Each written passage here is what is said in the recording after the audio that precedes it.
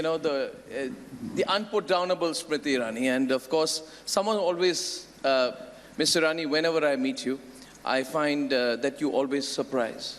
You never cease to surprise.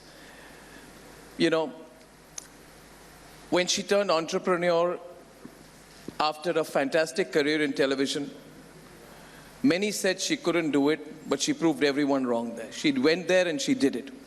She was one of the most successful actors who became a producer. When she fought the elections, I remember, which year was that, Smriti? First 2004. time. 2004, Chandni Chowk. And they said, it's impossible, she won't get the ticket, she won't give a fight.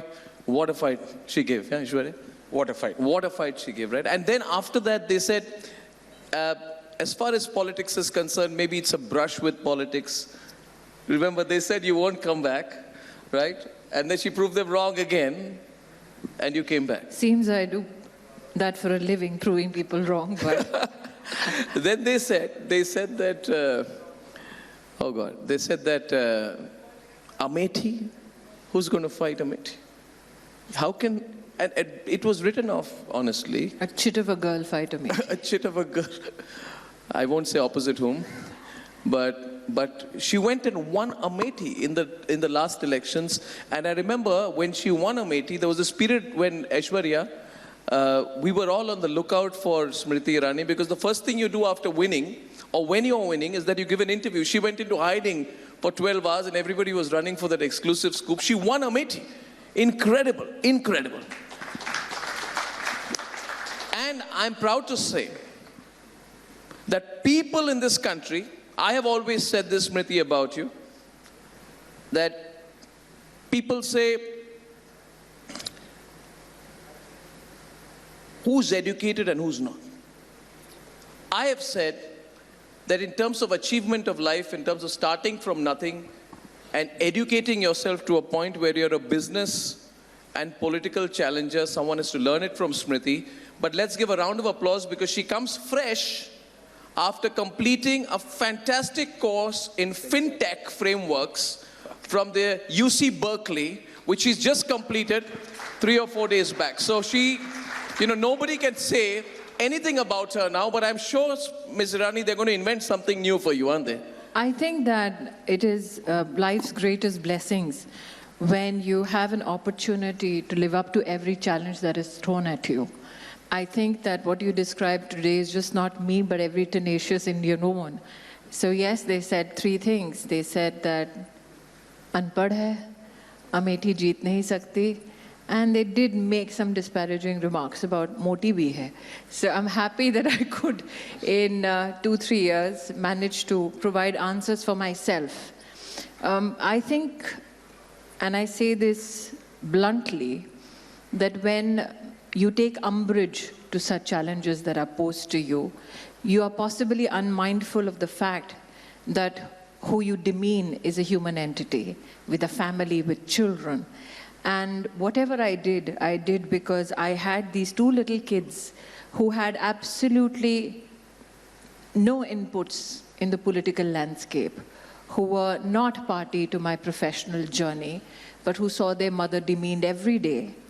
And especially a young daughter who I have been teaching all my life that it doesn't matter how you look, it doesn't matter whether you're popular or not popular. What matters is whether you're a good individual and whether you strive to be your best. Everything that was being hurled at me was the absolute opposite of what I was teaching my child. So for me, it was more an affirmation to my children that irrespective of the insults heaped on you, what makes you a better person is to take every stone that is thrown at you and make yourself a ladder to success. But is that easier said than done?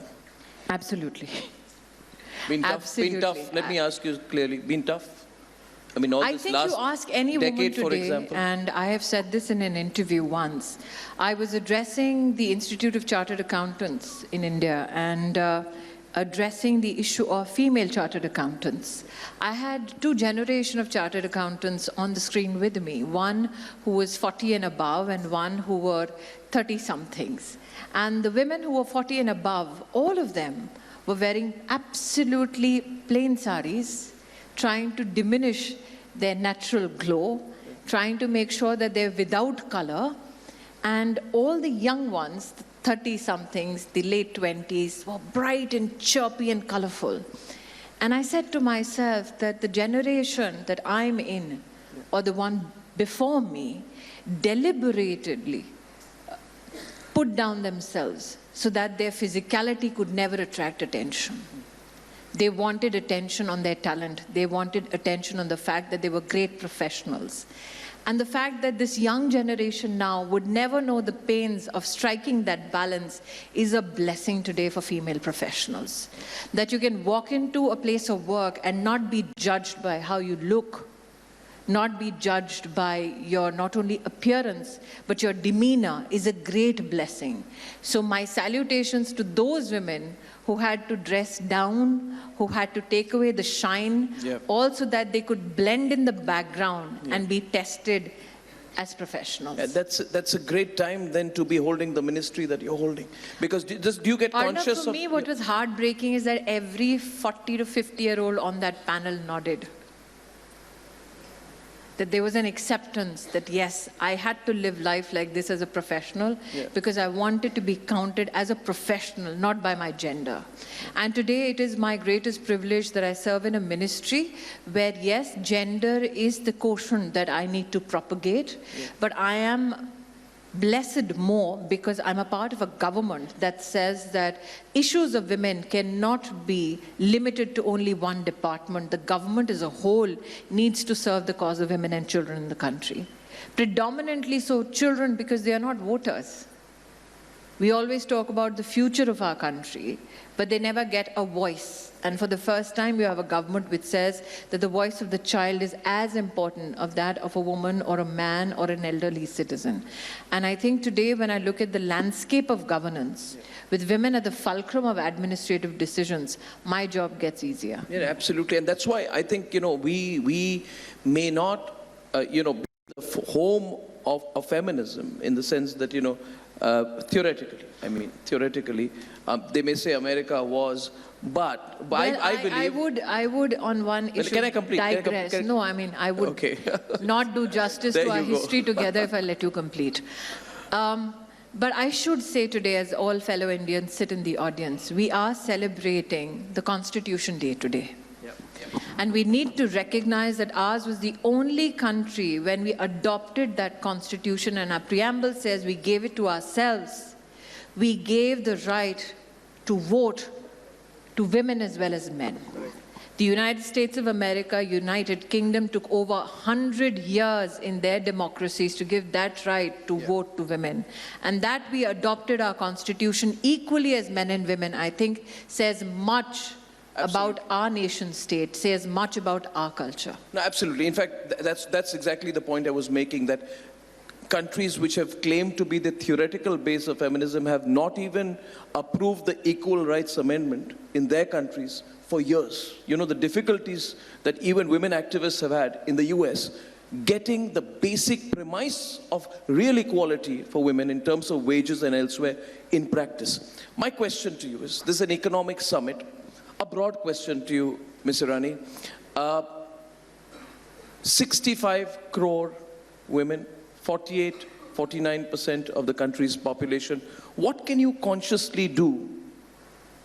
Do we need to do something consciously? A, what can we consciously do? Are we doing something consciously to propel women, to propel our economy? I think one of our greatest contribution as societies towards women in our country today would be if we can give particular focus to women in maths and science. We need to recognize that while we expand our technological universe, we have fewer women who own that technology. We've become one of the largest consumers of technology, but the truth of our country is that when you come to grade 8, you find that there are less number of young girls who are mathematically or scientifically inclined. When we see our student population go to grade 12, we celebrate the fact that girls outshine boys at the board results. But when we see their progression into institutes of higher learning, we see that numbers fall, especially in technology institutions.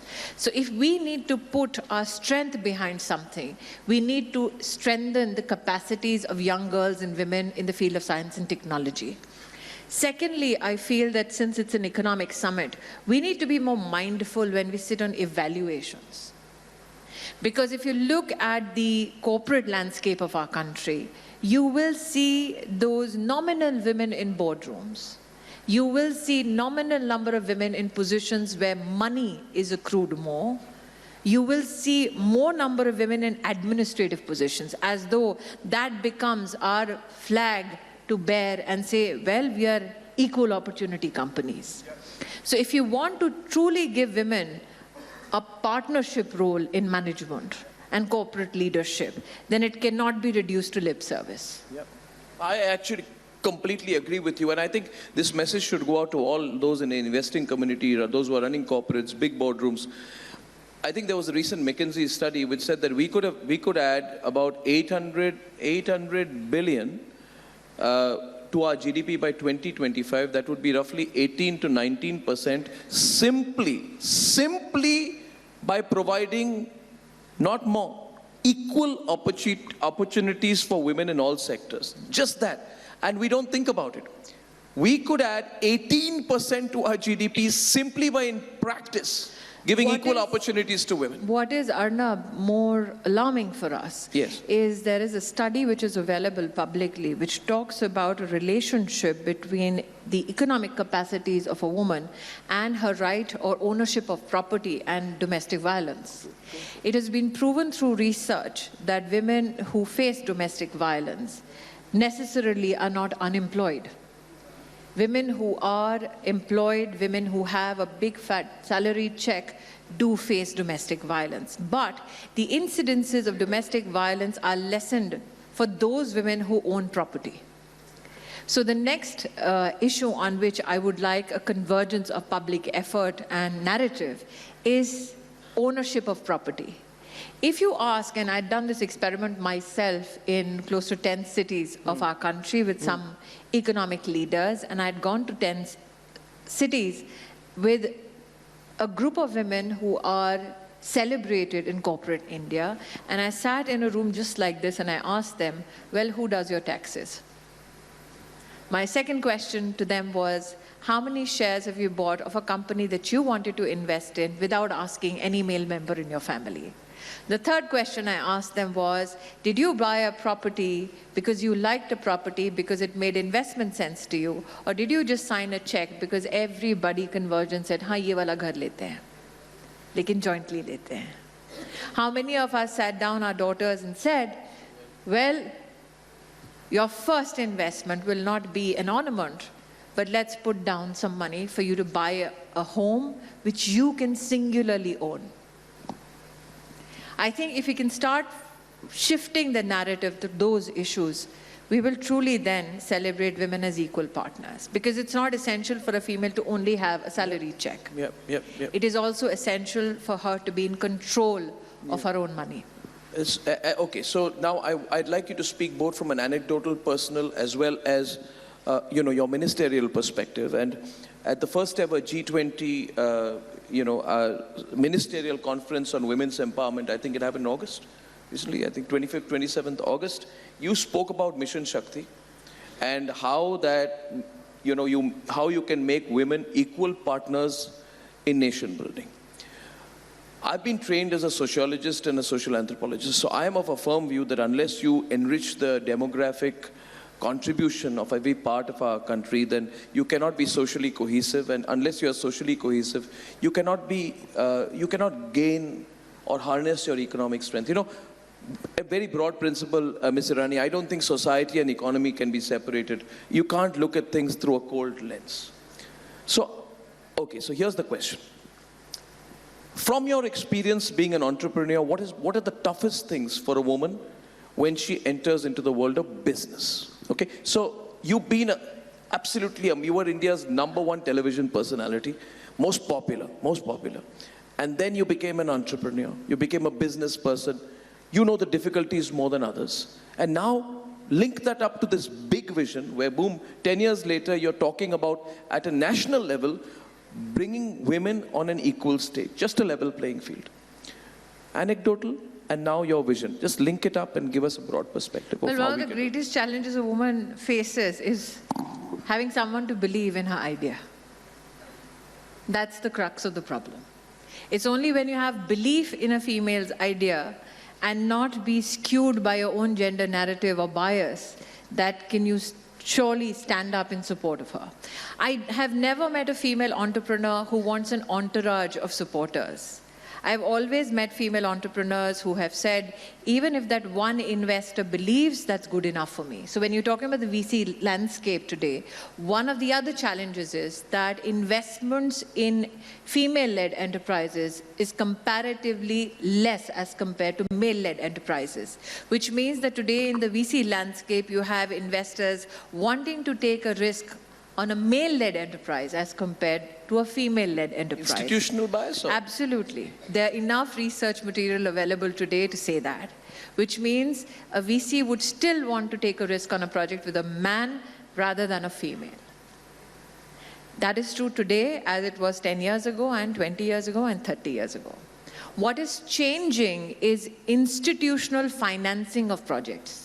And one of the issues which actually highlight how change is now being manifested is the Mudra Yojana.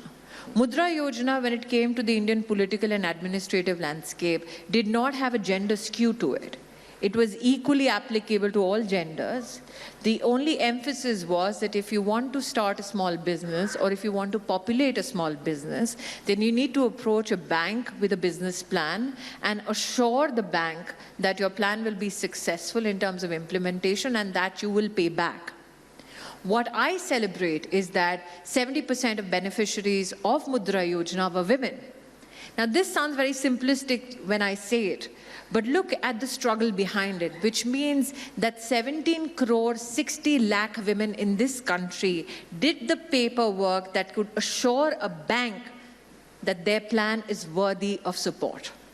Collateral or no collateral. But the fact that 17 crore 60 lakh women in your country sat down, filled that paperwork, went to a bank, engaged with them, and got that loan.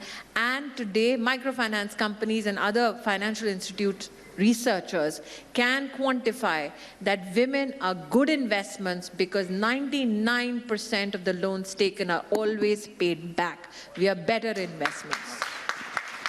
Ma'am, but when you talk about women and when you say this कि 19 करोड़ महिलाओं ने या 17 करोड़ महिलाओं ने एक आम भारतीय महिला की अगर बात करें, if you talk about a normal Indian woman, if she's not a part of any business. There is nothing normal about an Indian woman. We are tenacious. Okay. We are hardworking. We may be complex. Completely. But we have to take additional efforts. I am sorry, Aishwarya, I am differing.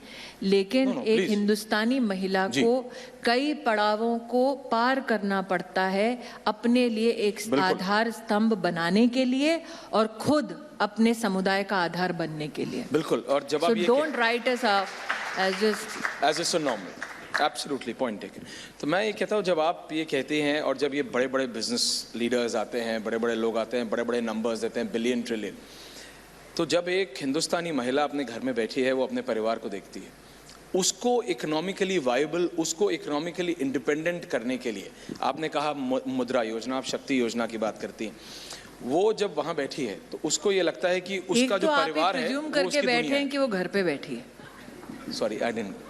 वो कह रहे हैं कि अगर वो अपने जहाँ है तो उसके लिए उसका घर. अर्नब जी कह रहे हैं वो सोशियोलॉजिस्ट हैं, इसीलिए मैं कह रही हूँ कि चुनौती की शुरुआत यहीं से है कि जब आप कल्पना कर रहे हैं हिंदुस्तान की एक महिला के बारे में, तो आपकी कल्पना में वो महिला बेचारी घर पर बैठी है, इंतजार कर रही है कब आप आएंगे, कब आप उसका उद्धार करेंगे. नहीं, कोई उद्धार नहीं. उद्धार मैं आपसे पूछ रहा हूँ क्योंकि आपकी वो मिनिस्ट्री है. कोई किसी की उद्धार करने की जरूरत नहीं. हर Indian, every Indian is capable enough, ये मेरा सोच है. लेकिन मैं ये कहता हूँ मैम, बड़े-बड़े लोग बड़े-बड़े नंबर्स देते हैं. पसीना क्यों आ रहा है? नहीं, मेरे को एसी की जरूरत है. Aishwarya, aren't you relieved that she's not a television news anchor? You know, you're just having a bad day. You know, she's in No, form. no, Aishwarya, sorry. it's okay. Aishwarya is just not yet. Or no, there's still time to it. You know. Okay, so you're not okay. Carry on. I have Just don't time. score any more self goals, Aishwarya. Please. Don't rescue him, Arnab. I am one woman and there are two male anchors, ladies and gentlemen.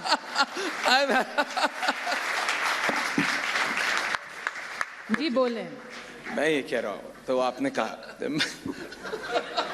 मेरा कहने का मतलब सिर्फ इतना है कि जब बड़े बड़े लोग आके बड़े बड़े नंबर्स की बात करते हैं तो हिंदुस्तान के छोटे से गांव में या शहर में या आप मेट्रोपॉलिटन की बात कर रहे हो, जब वहाँ पे बैठी हुई महिलाएं और जो यंग महिला हैं वो भी, और जो बुजुर्ग हैं, जो बड़ी हैं, जिन्होंने अपने जीवन काल में बहुत मुसीबतें देती हैं, वो सब, उनके लिए कई बार ये होता है कि उनका जो डायरेक्ट फैमिली है वो उनके लिए सब कुछ हो जाता है, जो उनका डायरेक्ट परिवार है वो उनके लिए सब कुछ हो जाता है, वो इकोनॉमिक्स, पैसा, डेवलपमेंट सब उनके लिए चाहते हैं, तो उनको शक्ति प्रदान करने के लिए। इसलिए नहीं हूँ ऐश्वर्या जी, क्योंकि आज अगर आप संवैधानिक पदों पर और प्रशासनिक पदों पर महिलाओं के बारे में परिचर्चाओं को देखें अथवा विशेषज्ञ जब उनके कार्यशैली पर टिप्पणी करते हैं उसको देखें तो ध्यान में आएगा, और ये प्रूवन है कि जो हम ह्यूमन डेवलपमेंट इंडाइसिस की बात करते हैं, जहाँ जहाँ प्रशासनिक पद पर या संवैधानिक पद पर, राजनीतिक पद पर महिलाएं हैं, वहाँ पर उनका योगदान शिक्षा के क्षेत्र में, स्वास्थ्य के क्षेत्र में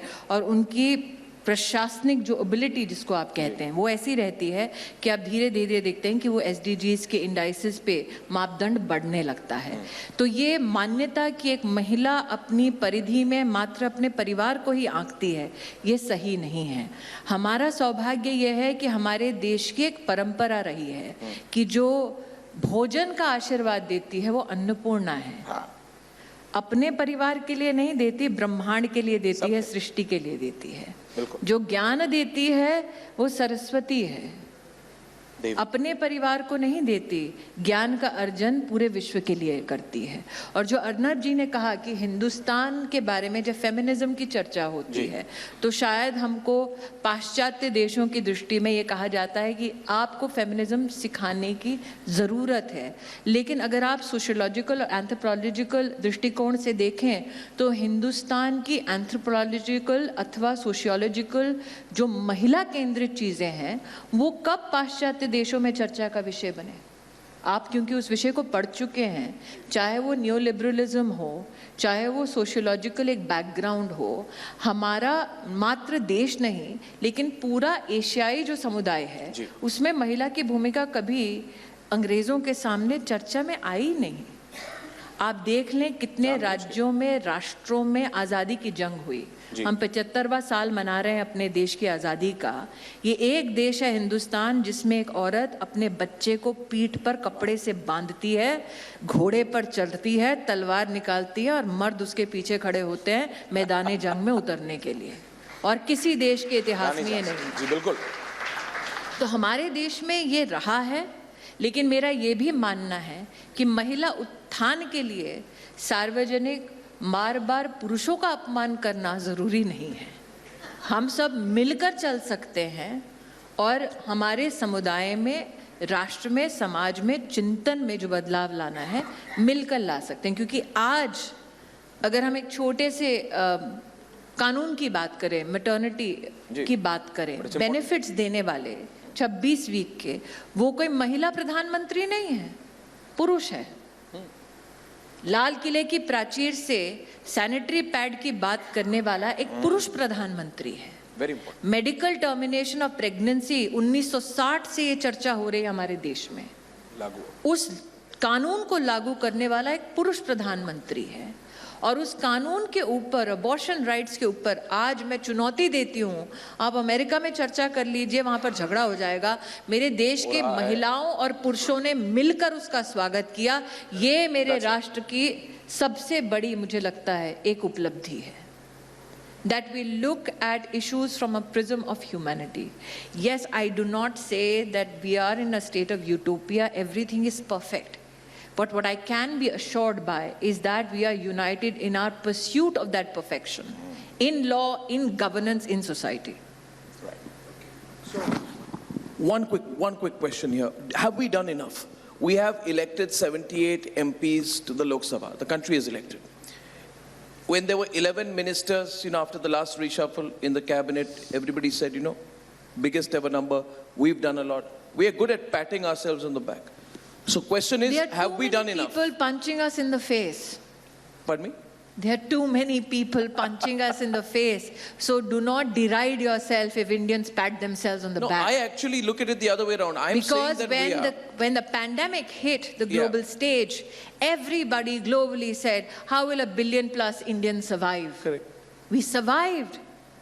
We made sure that 800 million Indians received food grains till March 2022. True. We survived. We last night had 120 crore vaccinations given, which is the highest across the world. We survived. We produced that vaccine. Yeah. So, we had village populations and urban centers come together. And when you talk about women, 6.6 million COVID warriors, nurses, Anganwadi workers, Asha Bahus, doctors, all women. Yep. So pat yourself on the back because your country deserves it. Indians deserve it and be proud of it. So no, if I can complete my question, Mr. Irani, because it's problematic. It's the second time you've interrupted me. One woman, 2 male anchors. Okay. So I think. Shall I? With your permission? Please. Aishwarya has this lovely smile Aishwarya on her and I are face thinking, I think Ms. Irani is just enjoying this session. I think she's, after she became a minister, she's not coming on my debates. Wouldn't you like to see her more often on our debates here? Yeah? Stopped coming on the She stopped coming, so she should come more on our debates. But right now, she's, because there's nobody from any other party here, she's taking it out on us. No, I say bring it on. That's what's happening here. I think there's nobody in this audience who would say that I will shy away from a debate from any other opposition party. Is there anybody here?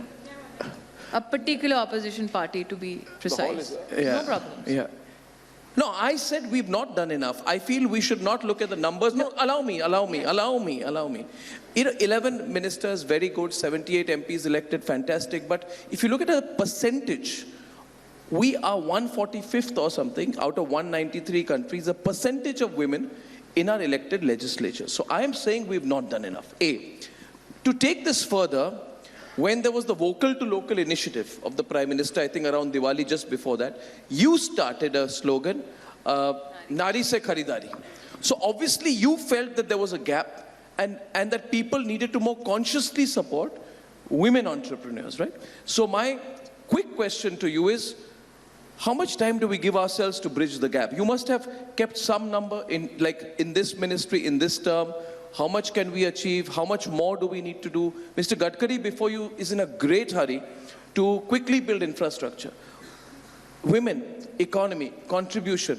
How quickly can we bridge the gap? What are the timelines you're working on? Give us some sense of that. In the year 2017, the Prime Minister pronounced the setting up of one-stop crisis centers in the country. In 3 years, we made sure that over 700 districts had a manifested real one-stop crisis center where women can get support from medical legal personnel, support from the police, and ensure that their journey to judicial, arrangements is made much better, though it's an unfortunate terminology to use, given that women who come to such centers are either domestically violated or raped or sexually harassed. I can also here say that for the first time in the history of our country, we are real-time tracking close to 9 crore beneficiaries, children, pregnant and lactating women, so that across 14 lakh Anganwadis, the government services that are to be delivered to them can be offered to them, and then their responses to that delivery of governance can be ascertained, mapped, and all the flaws or challenges in the system can be addressed in collaboration with state governments. This year's budget saw a pronouncement that districts which have a high crime burden will see an additional one-stop center to be established. We also brought about a change in the POCSO Act, in the Juvenile Justice Act, to make it more robust, make people more accountable in the administrative structure. When you ask me, Arnab, are we doing enough? I will say here that yes, we are not a stagnant, static state. We are an ever-evolving nation.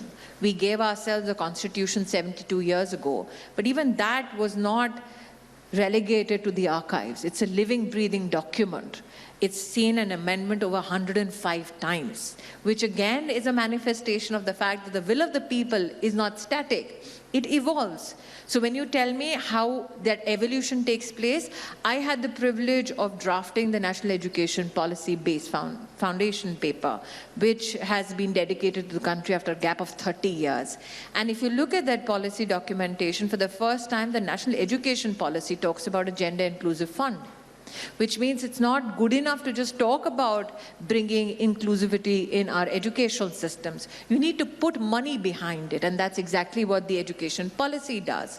For the first time, I had the privilege of seeing the Prime Minister put in additional resources behind female scientists and innovators. And I think that's the need of the hour. We have the Digital India movement, which was pronounced, and the Prime Minister, when he pronounced it, there was no COVID, and many in the opposition actually hurled many an accusation and slurs at him and said, what is the need for a Digital India movement? I've had the privilege of witnessing over 2 crore Indian women get digitally literate. And when did it benefit us? We saw the benefits of it in the pandemic. Now, when we talk about maternity leaves and 26 weeks that are to be given to women, I remember a time when work from home was a death knell for female professionals. That was saying that, okay, your career is over, you can go home, you want to look after a child, well, that's it. You can never come back into the mainstream of working again. The pandemic, in fact, brought about a gender balance in the work from home concept. Suddenly, men were also working from home. So there is, if you say that will we evolve as a society, our needs change, our circumstances change, the answer irrefutably is a yes.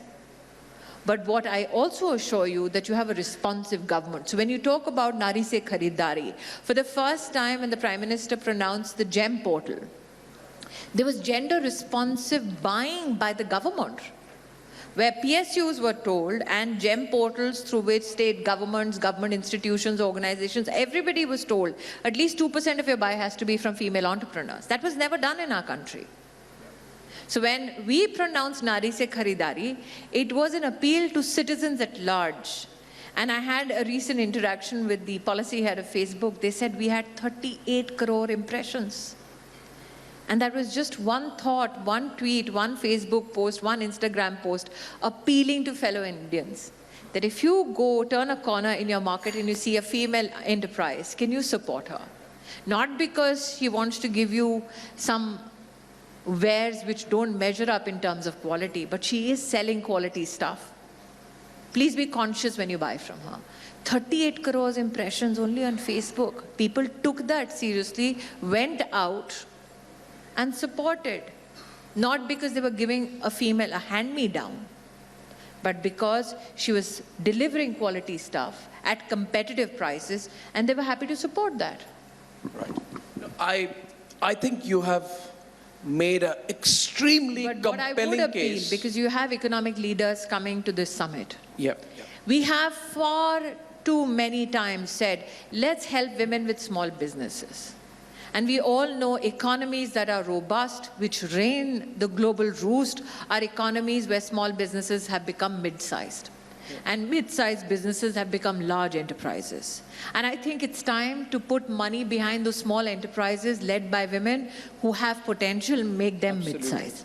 I mean, you've seen the Nykaa blockbuster IPO is a living example of that.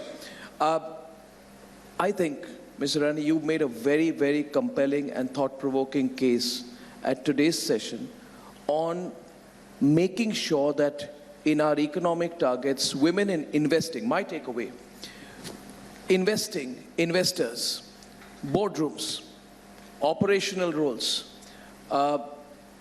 including in the distribution of credit,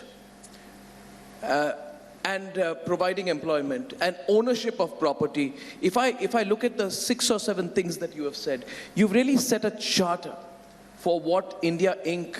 can do to make sure that what McKinsey spoke about, adding 18% to our workforce, is overachieved. So I think there's a lot to think about in this session. I thank you. I know you have a very important meeting to go to, government meeting, but it's been wonderful to see you again. A round of applause again for Smriti Irani. Thank you. Thank you.